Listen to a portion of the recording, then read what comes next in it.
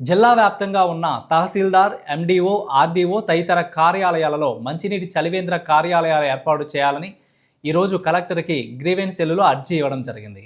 ఈ సందర్భంగా కలెక్టర్ అన్ని మండల కేంద్రాలలో, ఎండీఓ కేంద్రాలలో, ఎంఆర్ఓ ఆఫీసుల్లో, ఆర్డీఓ కార్యాలయాలలో చలివేంద్రాలు ఏర్పాటు చేస్తామని హామీ ఇచ్చారని ఏపీ గిరిజన సంఘం రాష్ట్ర ఉపాధ్యక్షుడు వి కోటానాయక్, పీడీఎం నాయకులు వై వెంకటేశ్వరరావు, జి రామకృష్ణ తదితరులు తెలిపారు.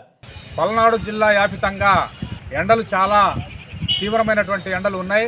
45 డిగ్రీలు దాటిపోతూ ఉన్నాయి. మరి ఈరోజు అన్ని మండల ఆఫీసులో, ఎంఆర్ఓ, ఎండీ ఆఫీసులో మరి జిల్లా వ్యాప్తంగా, మండల వ్యాప్తంగా ఉన్నటువంటి ప్రజలు వాళ్ళ యొక్క సమస్యల మీద పని కోసం వెళ్తూ ఉంటారు. అక్కడ కనీసం మంచినీటి సౌకర్యం కూడా లేనటువంటి పరిస్థితి ఉంది.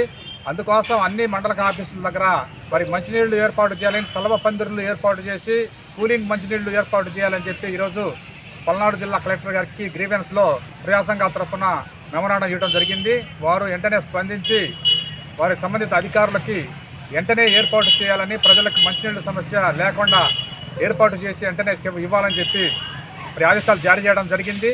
అందుకోసం ప్రజలకు ఎలాంటి ఇబ్బంది లేకుండా మంచినీళ్ళు ఇవ్వాలని చెప్పి మేము కోరుతా ఉన్నాం. ఆ రకంగా ముందుకు కలెక్టర్ గారు ఇచ్చినటువంటి ఆదేశాలని పాటించి అన్ని మండలాల్లో అధికారులు వెంటనే ఏర్పాటు చేయాలని చెప్పి కోరుతా ఉన్నాం.